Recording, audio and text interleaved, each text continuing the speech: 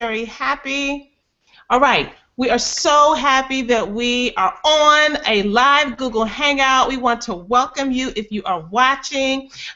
We are just so blessed because we have the opportunity today.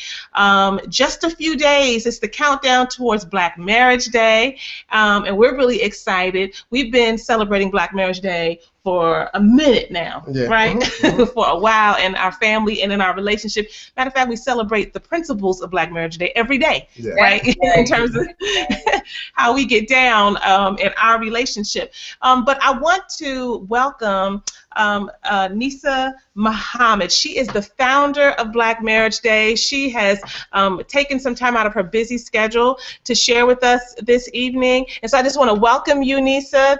Thank you so much. Well, thank you for having me. Let me just say this. I am so proud of you all.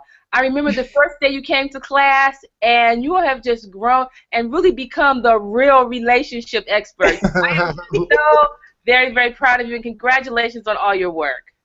Thank you so much. Thank you so much. So I want to give folks before Nisa, I want you to share a little bit about who you are and your background and your organization and everything and what you do. But before we do that, I just want to share with folks who are listening how we came to know the most illustrious Nisa Muhammad. So let me see. This was, how long ago was this? This was it was back in 2008. 2008. Yeah, 2008. And you know, my husband and I, we heard about these awesome marriage education classes going on in the city. We're in the DC metro area, and it was called Basic Training for Couples. And I remember starting to hear some whispers about it, and was hearing about it in the community and in my church and so forth. And so, you know, I said, yes, this is what he needs. Just what he needs. Oh, thank you, Lord. You've given me something for him. And so I was like, you know, babe, let's go to these classes. They're marriage education classes. And he was like, well, what is that? You know, and I was like, I'm not really sure, but let's go.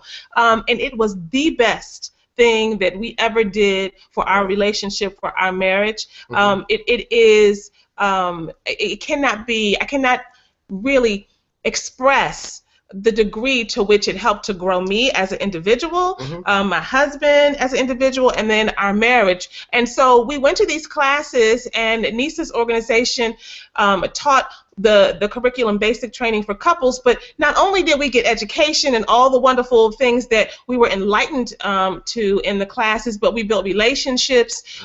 We were able to normalize, oh, it's not just me, like, a lot of women are saying the same thing. You know, a lot of dudes, a lot of brothers are saying the same thing. And so it was just an eye-opener. And it really, I just want to thank you for going with the vision that God gave you, because it really is responsible for us shifting into the place that we find ourselves today, where not only were we able to grow our own marriage and relationship, but then somehow we said, we want to do this and do this with other folks and bring other couples together. You really are the genesis, your vision. So I just really thank you for that, Nisa. Thank you, because so, you know, it's one thing to have a vision and you want to do something, but if there's nobody to do it with, the vision just withers. And so I'm the executive director of the Weather Bliss Foundation, and we're a community-based organization helping teens and adults create healthy relationships and healthy marriages to better the outcomes for children.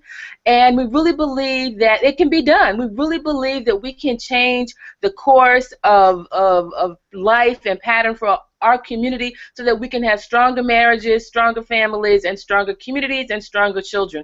And so we do this in three ways. We do it with couples classes, which is what Aiza and Ayana came to our class. We do professional training, which is what we did with them. So now they are the real relationship experts. And then we also do Black Marriage Day.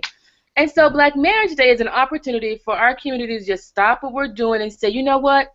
We have some fabulous marriages in our community that go unheard of and unknown and unrecognized. And we want to take at least one day out of the year to recognize these marriages and say, you know what? We have something really powerful going on. We want to respect the ring, because many of us, you know, we ignore the sanctity and the sacredness of marriage, and we don't respect the ring, and we know people are cheating, and we know who's cheating with who, and our silence cosigns the behavior. And so we want to stop that cosigning, and we want to say marriage matters, it makes a difference, and we need more marriages like yours to help strengthen our community. Mm-hmm. Oh yeah, absolutely. And I just want to echo my wife's sentiments too, and just say thank you, thank you, thank you, Nisa, for all that you've done for us to help us to get to where we are right now. One of the questions that we often come across is whether or not marriage is relevant in the African American community. What's the necessity of it, and whether or not it's an outdated institution. And so that's one question that I want to ask you, and it's actually the topic of this particular webinar. What do you think about statements that are made when people identify marriage as being outdated or just It's an not old necessary. institution, an unnecessary institution? Right. It's a wonderful question, and I get asked this a lot. And it's interesting that it's only Black people who ask this question. White people don't ask it. Latino people don't ask it. Asian people don't ask it. We are the only ones who question whether or not marriage is really relevant. And because we're in this quandary about marriage, marriage is fast becoming what white people do, what educated people do, and what rich people do. And everybody else is left by the wayside. Marriage is the one institution through which wealth is built between two people. So that's why other people are trying to change laws, go protest, do whatever they can to have the opportunity to marry. They could live together if that was all it was all about. If marriage didn't matter, they could live together, they could shack up, they could have civil unions, but they want to marry because marriage matters. And because marriage matters to everybody else but us, I want to just applaud your work and the work that a lot of people are doing around the country to let people know that marriage matters. Marriage matters for men. Marriage is a maturation process for men. It allows men to be more responsible. Black married men make more money. Black married women have higher self-esteem. Black children who come from married families do better in school. They do less drugs, less crime, less teenage pregnancy. The communities where married people live have better schools, better housing, less crime. So marriage is just better for everybody, men, women, children, the community. Faith institutions that have more married couples get more tithing done. They get more charity given. So it's just a great institution for everybody all around. But, we're the only ones who wonder if it's even relevant. It's more relevant today than ever. Yeah. So that brings me to a follow-up question, because I must say that I have heard that, and we work with largely the African American community, but we work with a lot of folks who are not in the African American community. And when you said that, I thought about it. Like, I do typically just hear that from our folks. So, have you done any thinking about why that is, where that might stem from? You have any kind of theories about? I totally have theories about this. So if you look in the media, you look in popular culture, so for white people there's The Bachelor. You look at all the shows and the movies that show white people getting married. The movie 27 Dresses, a young white woman who had been to 27 weddings and she was the bridesmaid. And her lament was, I've never been a bride, but she had been to 27 weddings. I asked Black women around the country, how many of you have been to 27 weddings? Nobody raises their hands. How many of you have been to 20 weddings? Nobody raises their hand. Okay, 15. Nobody raises their hands. How about 10? Nobody raises it. There is a cultural divide between marriage and what's going on. If you look at our music, once upon a time, our music talked about love and marriage. I was speaking at Morehouse College, and I asked the young men there, name me a song where a Black man is singing to a woman, preferably a Black woman, and saying, I love you. They looked around and scratched their heads, and, one guy said, well, how about I love your body? I said, that's not close. No. But they could not think of one popular song today where a Black man is singing and saying, I love you, from the music that they listen to. It's just not there. White people have music where people are saying, I love you all night and day. Once upon a time, we had cultural cues that guided us toward marriage. Those cues are absent today. Today, our families guide us to get an education, get a job, especially for Black women. Get a good education and get a good job. Everything else is whatever else you can get along the way is just happenstance. But it's almost like we're being cultivated once again for the workforce and not cultivated for marriage and motherhood. Wow. And it actually leads me to, really assess and examine, when we're working with couples, what do they see as the value of marriage? What do they lift up and identify marriage to be? We just recently finished a phone call or a radio interview per se, where we were talking about how men generally perceive marriage, and this whole ball and chain type of mentality where you're thinking that you're shackled, you're thinking that you're bound. And I think that, well, I know through the work that we do, through the work that you do, we're trying to reconstruct people's perception of marriage and paint it as a picture of what it actually is, an institution where it can be a sacred one, where you're actually honoring your spouse. You can still be a man, be intimate, be vulnerable, be emotional, and be married and be connected to your woman. Right. And I think that sometimes men have a difficulty with understanding that I can let my guards down in a relationship and be a man, but be in a committed relationship and be married to the woman that I say I love and not really feel less than a man in doing that. And I think that's part of what the challenge is for men like yourself, to be able to give that message across to men, because there are very few role models. T.J. Holmes, who's a reporter on ABC News, recently wrote a letter. I don't know if you read the letter that he wrote about why he's so happy he's married. And it was a wonderful letter. I think it was on either the Root or the Grill, where he talked about how his life is so much better because he has a spouse. He has a wife that he had an issue about writing a letter to somebody, and he asked his wife for some help, and she made it all so fabulous for him. And so men need to hear this from other men. Men need to hear just how fabulous and incredible it is to have an incredible wife like Iyanna. I mean, it's just, I know, but men need to hear this. And in the absence of men hearing this from other men, then they think, like you're saying, oh, it's a ball and chain, you know, it's a sucker's game, you know, you lose yourself, and it's totally the opposite. Yeah. Nisa, can I ask you this question? This is another question that comes up too. When it comes to marriage and women, or women's roles in a relationship, or women's roles in a marriage, this whole submission issue comes up often. I just wanted to get your perspective about women being submissive or submitting to their man in a relationship or in a marriage per se. And you know, how do you look at that? How do you view that? And how do you think that men and women can actually coexist in a marriage and they don't necessarily feel bound or oppressed by either submission, by either being the one who's the leader, or do they equally lead, or what are your views on that? So I think that, you know, in a marriage, everybody has a role to play. The wife has a role, the husband has a role, and I like to use sports analogies, especially for men, because they kind of get it like that. Like, for example, the man is the captain of the team. Everybody is a captain, but the woman's the star player. And so the captain cannot go anywhere without the star player cannot go anywhere without the captain. And so the star player submits to the captain, who's giving the guidance and direction for the team. But also that captain is also submitting to the wife, because where's he going to have a star player? He wants a star player to be happy, because everybody wants the team to win. Another way to look at it is that the man is the head, the woman is the heart. You know, where is the body going without a heart?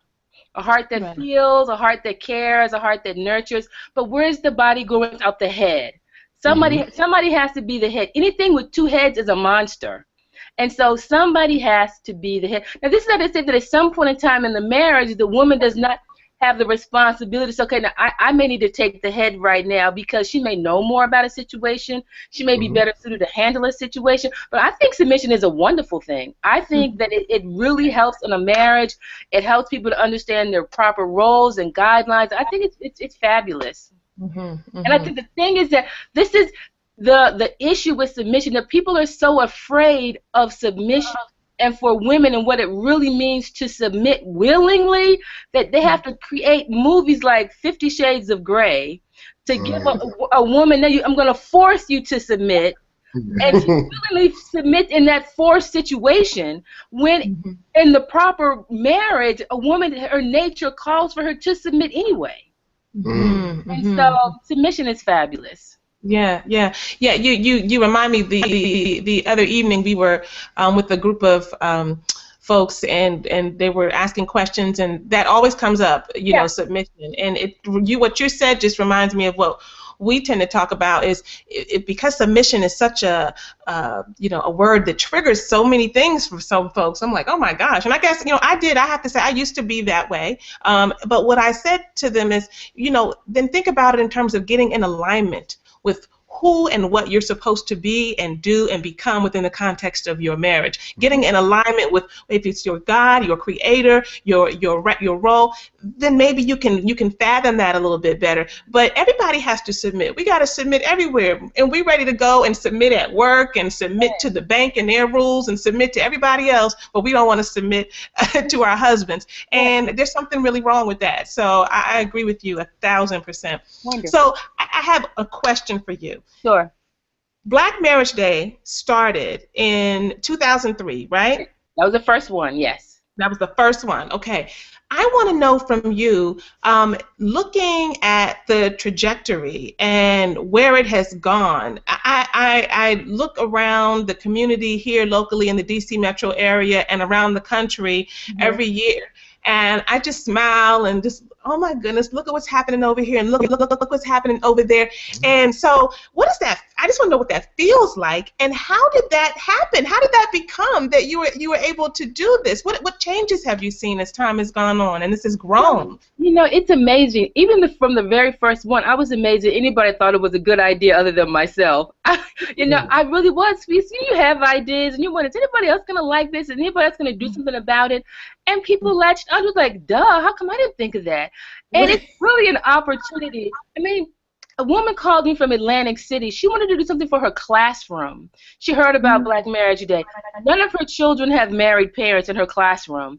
And so she wanted to do something for her students to help them understand the value of marriage. So they staged a little mock wedding, in her classroom for fourth graders. I mean, because none of them had ever been to a wedding. None of them knew anybody that was married. And she just felt like this is just a crime.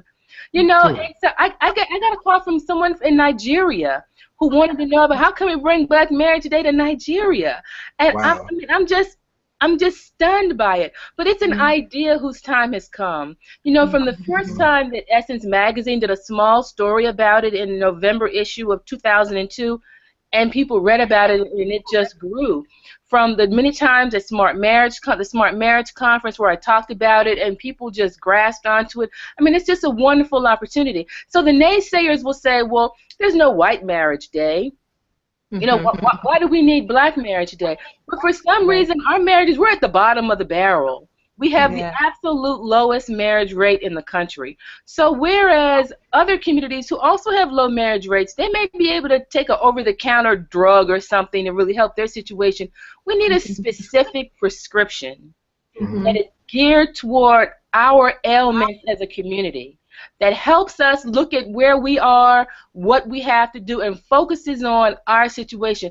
At Black Marriage Day events, people are so happy to be there. I mean, they're just so happy that somebody has said, let me celebrate your marriage, the good, the bad, the ugly, and all of it, and just be happy about it. Happy that we can say, you know what, I'm married, girl. Let's celebrate.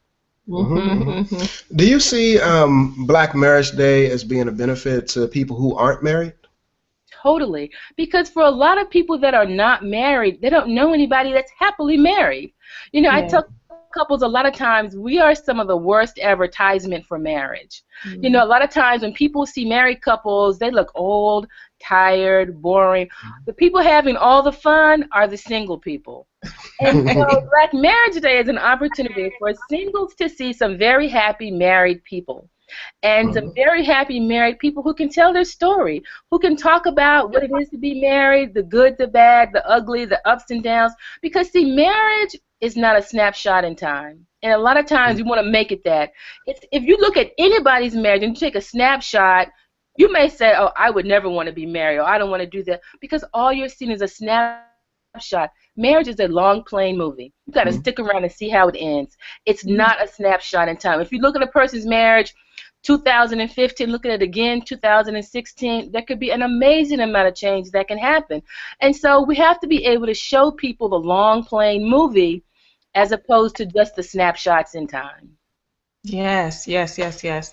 So Nisa, tell us and tell the persons who are listening and who will view this even after today, if they're interested in celebrating Black Marriage Day and they really want to, perhaps start doing something, if they don't find something in their close-in community, what can they do? Where can they go? How can they get more information? So, for more information about Black Marriage Day, they can go to blackmarriageday.com, or they can send me an email at info@blackmarriageday.com, and we can send them a packet of information. There's so many things people are doing around the country. In Dallas, they invite people to be a part of what they call their Black Marriage Day Hall of Fame. So they nominate people, they vote on people, and they vote people into their Black Marriage Day Hall of Fame. And they take pictures, professional pictures of couples, and then they have these pictures on display in City Hall, at the airport, because fabulous Black marriages are rare in some areas. And they want people to see these beautiful pictures of these couples, and they give their secrets to success. And so people do really, and I think in Ohio at a church, the men of the church recorded a CD, "Why I Love My Wife."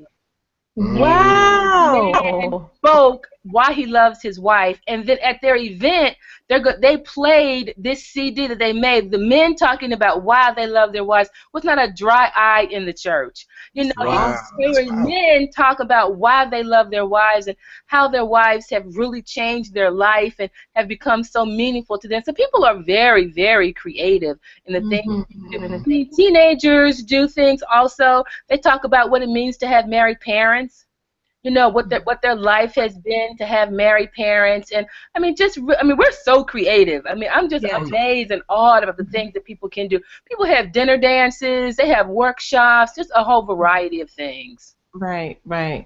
Well, I am so happy because we are, for the first time here in D.C., Ayize and I are partnering with another organization, Family Voices of D.C., and we're also going to be having a Black Marriage Day event that we're really excited about.